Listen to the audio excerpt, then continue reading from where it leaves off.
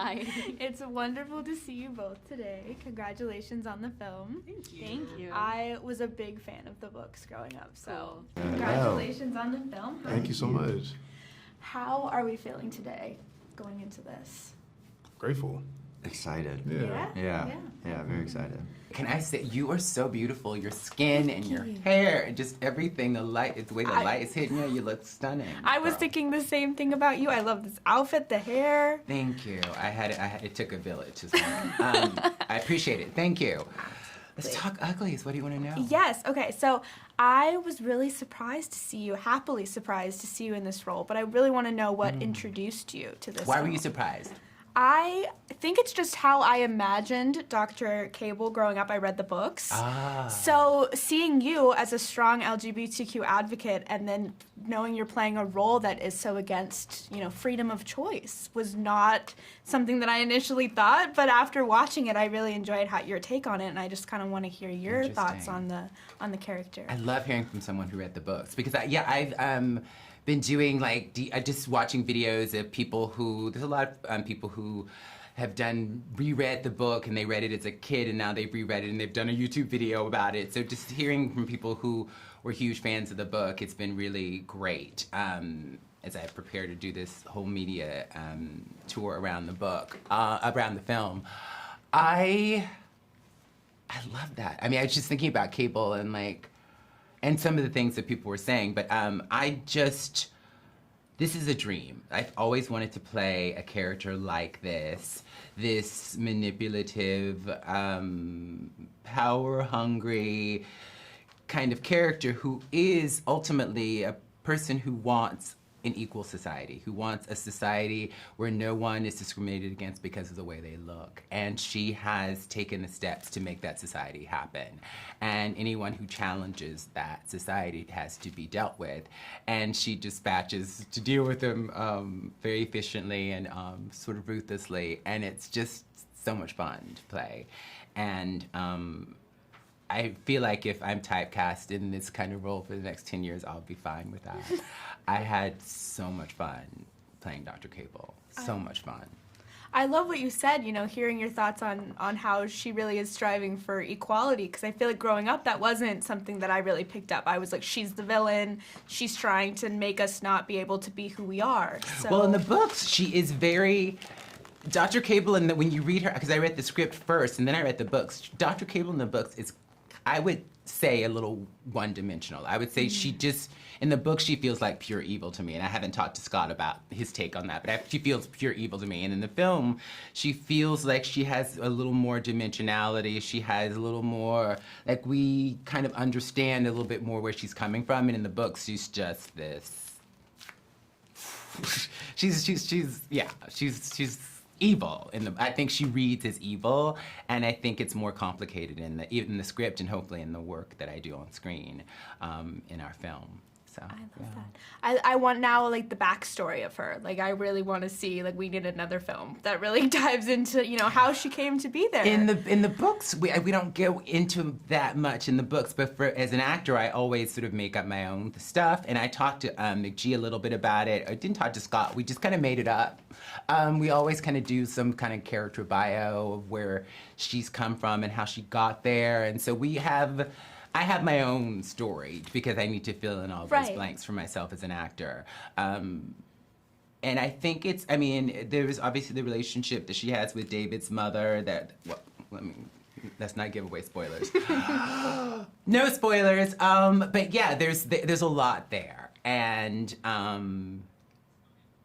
I think that her relationship to power, I was just thinking a lot about power right now and wanting to be empowered and control and wanting control over my own life, but then she also wants to control the world, and that may not be the healthiest, just in the most ethical place to come from, but the need for control is something I can very much relate to. Not in my highest self, but because I understand that the control doesn't exist, but there is a deep part of myself that longs for control, and I definitely tapped into that for this character. And you said you were okay with being typecasted this way. Does that just mean you're kind of in your villain era? You're ready to play some more villains? I'd love to be. I mean, at the end, I love every villain to be very different. I've always felt like a character actor, and early on, before I was famous, and I was doing all these different plays and short films, and so I am stepping into that now in this stage of my life because that's what excites me most about being an actor, and I want the public and the industry to understand that I have range and I have dimensionality as an actor, and I just want to get to play a lot of different things, and so they have to see it. So I have no problem proving myself. I just need the opportunities. So I always hope that there's more work coming, and I just love that this is really different than anything I've done before. So I'm hoping that people will see it and say, oh, she can do this and she can do that, and understand that the talent has I can't say I can play anything, but like, you know, there's a lot of there's a lot of range in here, in this body, in this absolutely. instrument. So I hope people want to feel inspired, directors feel inspired to invite me to come and play the different tunes that this instrument is able to emit.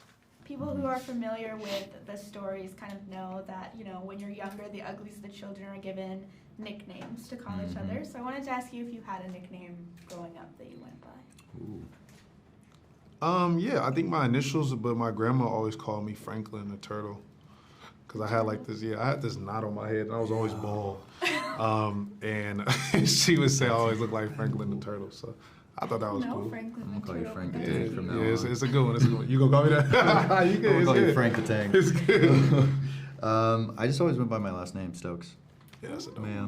Okay. Yeah, I lucked out with a cool last name, I think. Yeah, We both Fun. have cool last names. yeah, It's we got awesome. lucky. Yeah. You weren't called Thanks, a turtle Dad. growing up? No, I was not Franklin the Turtle. I had big bug eyes, so I was called a Big ladybug. bug eyes. Wow. Like Oh, bug. Ladybug. Okay. Yeah, my mom called me that. I was like, damn, big bug bug. eyes. Yeah. I like Ladybug. That's dope. Yeah. I like that. So I have to ask, I'm sure you've heard this a bunch of times, but were you big readers of the books before you started this project?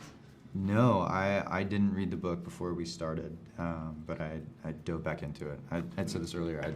I remember seeing the posters at the Scholastic bookstore, Right, yeah, and yeah. it was like one of those That's So Raven moments where you're like, oh shit, this is what that is. Like, okay, Teleporting back yeah. to- yeah. Chase, you okay? I'm like, Yeah. Same actually. I before, no, I hadn't read it, but I knew about it because of how much it was talked about during that time with my peers and stuff. Like, so it was cool to, you know, see it make its way back to me in this way, because I would have Yeah. never thought in a million years after seeing it at that time that I was going to be auditioning for it, and then I got to be in it. So Yeah, yeah, absolutely. it's crazy.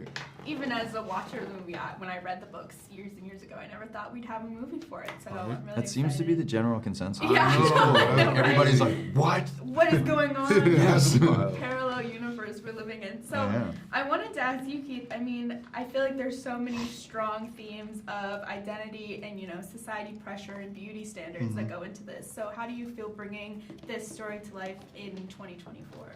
It feels amazing to be a part of something like this in 2024. Having, like, you know, younger siblings. I have a sibling that's 12, and a lot of younger cousins and stuff that are, you know, coming up in this time of social media. It's so cool that we get to tell a story. It just lets them know that they're enough, you know, and you don't have to be outside of what you are, and to appreciate who you are, you know. So it feels good to be a part of something like that in a YA film, in a dystopian YA film. Like, it's cool that you get to be. It's like, you know, you get the best of all worlds. So, yeah.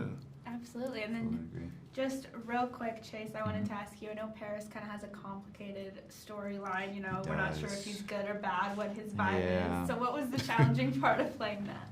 I think, you know, just really wanting to honor the book and sort of honor the procedure and show a kid who sort of starts out as this very innocent, loving, tender human into somebody who is a little bit pretentious and a bit of an asshole. So it's always fun to have those two juxtapositions, and it's such a far departure from what I've been doing for the past couple years. And so I really enjoyed the challenge, and I hope people enjoy their Paris. I'm so excited for everyone to see the movie. I loved it. I can't wait. My sister got me on them, so she's been begging me for details. Aw, your sister got you on the books? Yes. So did mine. Yeah? That's how I got introduced to them. Yeah, my older right. sister Kelly, was like, yeah. you have to read My this older series. sister too. She was like, read this, and I was like, okay. Yeah, right? I was like, I had nothing else to do then. I was like, sure. Yeah, I loved them. And I did want to talk to you, Joe, because I know you were a strong component in getting these films made. So what was really your drive to do that, and then also to reintroduce these themes of, you know, like beauty standards and identity here in 2024? Yeah. Well, good question. So I read the books for the first time when I was 11. And they really hit so close to home, and they just hit so hard for me, and it was really helpful bringing that mentality into my like teen years, and just, you know, preparing me for the insecurities that come with that. But then as I got older, you know, I had always held on to the dream that maybe one day I would be able to play Tally Youngblood. And so when I was like 17, 18 years old, I pitched it to Netflix as like an idea. And then we didn't make the movies till I was like 22, and now it's coming out and I'm like 25, and it's like just so crazy how long these books have been part of my life. And I'm so excited for like my younger self to be able to like actually see me as Tally, and I'm excited for people to be able to hopefully really take what they need from this film and the message, and I don't know. I'm really excited for people to feel that, you know, what I felt when I was a kid, whether they're like fans of the book already or they're new fans, whatever. Yeah, absolutely. I also envisioned myself as Tally, but it's okay. Didn't all of us, the best though? woman won. I mean, no way, Jose. I'm sure there's plenty of people that are pissed off that I'm No, and I get it. You were amazing. Because a lot of You're people. the perfect Tally. Oh, you're so sweet. But I think also, like, that was the best part about those books, is everyone could really see themselves in Tally. Mm-hmm. Absolutely. And I mean, I also had a big soft spot for Shay, so I have to ask, I mean, how Shay's the was it best. bringing her to life? And I mean, she has such a rebellious nature, so how was it discovering that? I felt like I had big shoes to fill, just because Shay is such a brave character.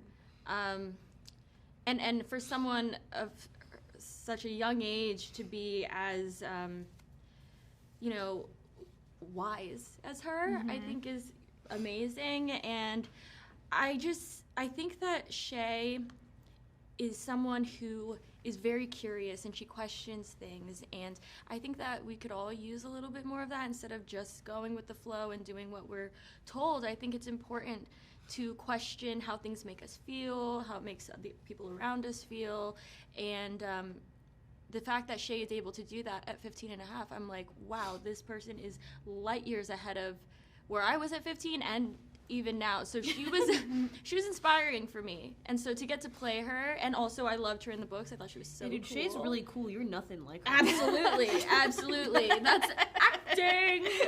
She's an actor. Oh my God, shut me up. Okay. I love it. You're very cool. Don't worry. Thank you. I did want to ask, I know in the Uglies, the children are told, you know, to choose a nickname. So did you have a nickname growing up? Yes. What was yours? Smallish. Really? Yeah, my They oldest call you sister, my oldest oldest sister and I, our favorite movie growing up was Brother Bear, and so so Coda from the movie, he was called Smallish Bear, and so my sister calls me Smallish Bear, and I called her Biggish Bear. So I was Smallish Bear. really Smallish Bear was but she would call me Smallish for short, but the full name is Smallish Bear. Cute. So cute. I mean, She still calls me that, which is my last name is Tju, spelled T-J-U, but pronounced Chew. And so growing up, people always just called me, like, Chewy. oh, that's cute. Yeah. Like Chewbacca. It's Chewbacca, Chew, Chewy.